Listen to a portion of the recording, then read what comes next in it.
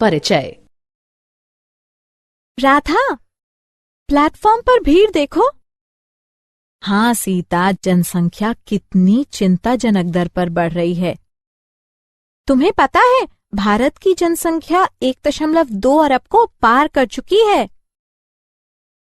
हाँ, और यदि जनसंख्या का बढ़ना इसी तरह से जारी रहा तो हम हमारी सारी बुनियादी जरूरतों से वंचित रह जाएंगे।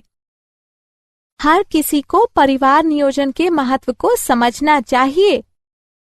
हाँ, किंतु इसके लिए हर किसी को जनन स्वास्थ्य और जन्म नियंत्रण का बुनियादी ज्ञान होना चाहिए। परिवार नियोजन में जनन स्वास्थ्य के ज्ञान की क्या भूमिका है? अच्छा, आओ मैं तुम्हें जनसंख्या विस्फोट को रोकने में जनन स्वास्थ्य और इसके महत्व की जानकारी के बारे में विस्तार से बताऊंगी। उद्देश्य: इस पाठ के अंत में आप निम्न करने में सक्षम हो जाएंगे: विभिन्न जनन समस्याओं और कार्यनीतियों की पहचान करना, जनसंख्या विस्फोट के कारणों को समझना, जन्म नियंत्रण की विधियों की पहचान करना, एमआरटी को समझना, यौन संचारित संक्रमित रोगों की जानकारी प्राप्त करना, बंध्यता के कारणों को समझना। जनन स्वास्थ्य। जनन स्वास्थ्य न केवल जनन रोग या अशक्तता से मुक्ति की, बल्कि संपूर्ण शारीरिक, मानसिक और समाज कल्याण की एक अवस्था है। जनन स्वास्थ्य का सरोकार जीवन की सभी अवस्थाओं में जनन प्रक्रियाओं, कार्यों और प्रणाली से है। जनन स्वास्थ्य समस्याएं। जनन स्वास्थ्य की मुख्य समस्याओं में शामिल हैं अनैच्छिक संगर्भताएं यानी गर्भधारण, मातृ मृत्यु और अक्षमताएं, यौन संचारित यानी संक्रमित रोग, बंध्यता यानी बांझपन, किशोर अवस्था की जनन स्वास्थ्य समस्याएं। जनन स्वास्थ्य कार्यनीतियां। संपूर्ण जनन स्वास्थ्य के लक्ष्य की प्राप्ति हेतु एक राष्ट्र स्तरीय रणनीति का अनुसरण किया जाता है। इसमें विभिन्न कार्यक्रम शामिल हैं, जैसे परिवार नियोजन कार्यक्रम 1951, जनन एवं बाल स्वास्थ्य सेवा कार्यक्रम, विद्यालयों में यौन शिक्षा प्रावधान, स्वच्छ यौन क्रियाओं और यौन संचारित यानी संक्रमित रोगों की जानकारी का प्रबंध, लोगों को जन्म नियंत्रण के विकल्पों, स्तनपान के महत्व आदि की शिक्षा, उल्पवेधन यानी इम्यूनोसेंटेसिस पर वैधानिक प्रतिबंध। जनसंख्या विस्फोट। जनसंख्या विस्फोट के कारण व्यापक स्वास्थ्य सुविधाएं, बेहतर जीवन दशाएं, मातृ मृत्यु दर में कमी। मातृ मृत्यु दर प्रसवावस्था के दौरान 1 वर्ष में होने वाली मातृ मृत्यु की संख्या तथा उसी वर्ष में जन्मे जीवित बच्चों की संख्या का अनुपात है। शिशु मृत्यु दर में कमी। शिशु मृत्यु दर 1 वर्ष के अंदर मरने वाले बच्चों की संख्या को उस वर्ष जन्मे जीवित बच्चों की संख्या से विभाजित करने को दर्शाता है। मृत्यु दर में कमी समय की एक निश्चित अवधि के दौरान एक निश्चित क्षेत्र की जनसंख्या में होने वाली मृत्यु का अनुपात है। सामान्यतः प्रतिवर्ष 1000 लोगों में से होने वाली मृत्यु की संख्या के रूप में इसकी गणना की जा सकती है। मूल्यांकन। आगे बढ़ने से पहले आइए जानें कि आपने कितना सीखा है। सही विकल्प को उठाकर उसके संगत स्थान पर रखें। मूल्यांकन। आगे बढ़ने से पहले आइए देखें कि आपने क्या कुछ सीखा है। सही क्रम में मिलान करें।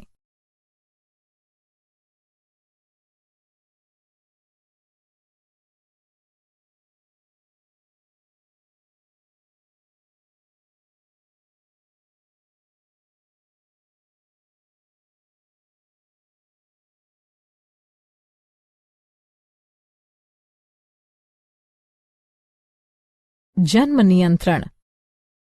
जन्म नियंत्रण के उपाय दो प्रकार के हो सकते हैं, प्राकृतिक विधियां, कृत्रिम विधियां। राष्ट्र स्तर पर जन्म नियंत्रण के विभिन्न कार्यक्रम शुरू किए गए हैं, जैसे विवाह की वैधानिक आयु बढ़ाकर स्त्रियों के लिए 18 वर्ष और पुरुषों के लिए 21 वर्ष करना, दंपतियों को छोटे परिवार के लिए प्रोत्साहन, हम दो हमारे दो को बढ़ावा।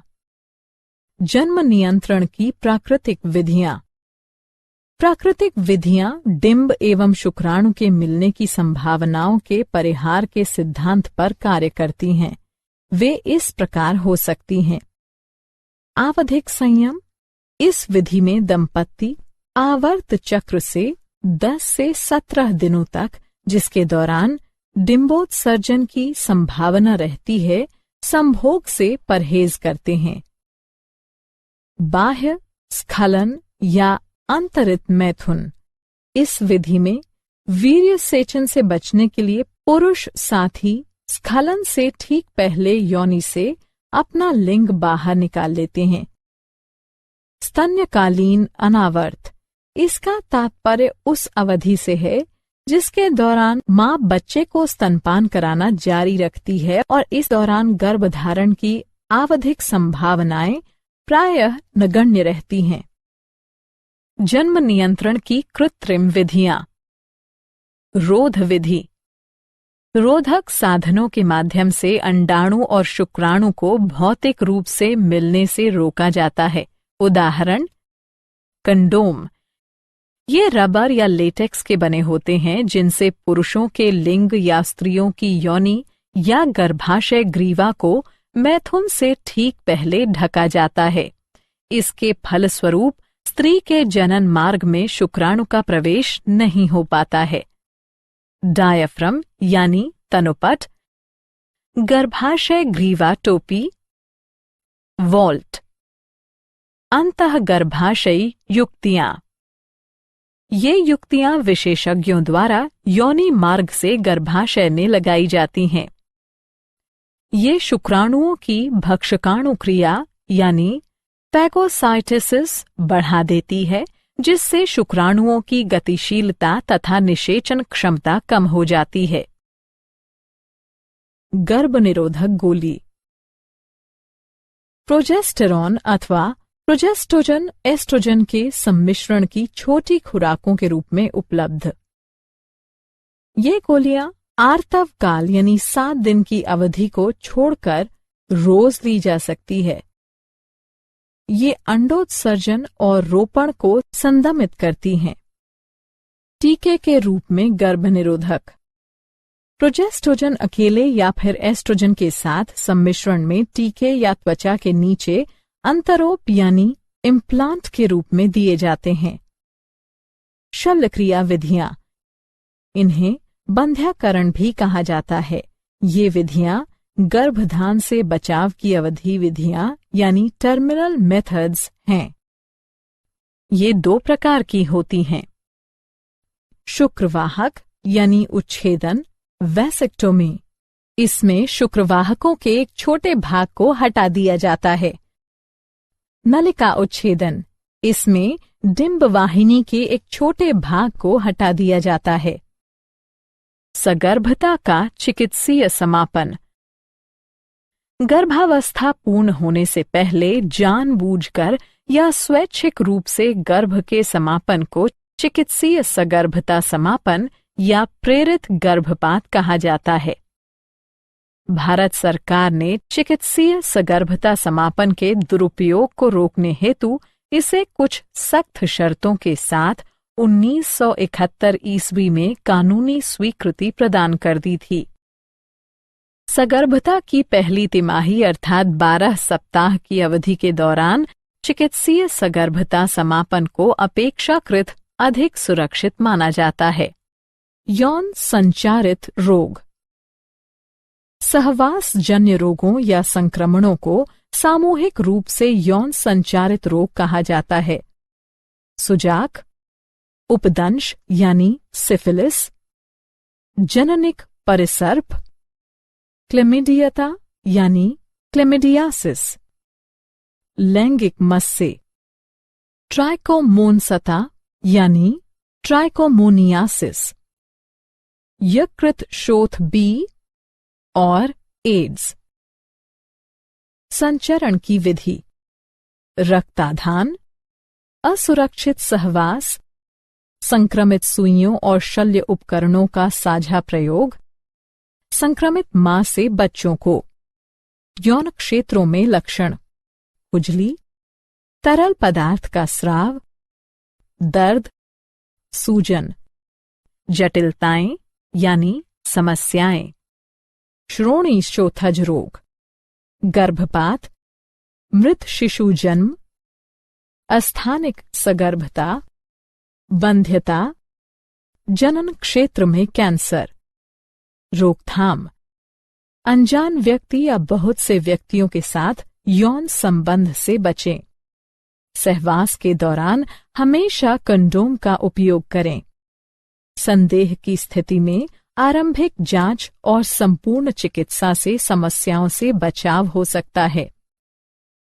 बंध्यता: बंध्यता से तात्पर्य असुरक्षित सहवास के बावजूद संतानोत्पत्ति की असमर्थता से है।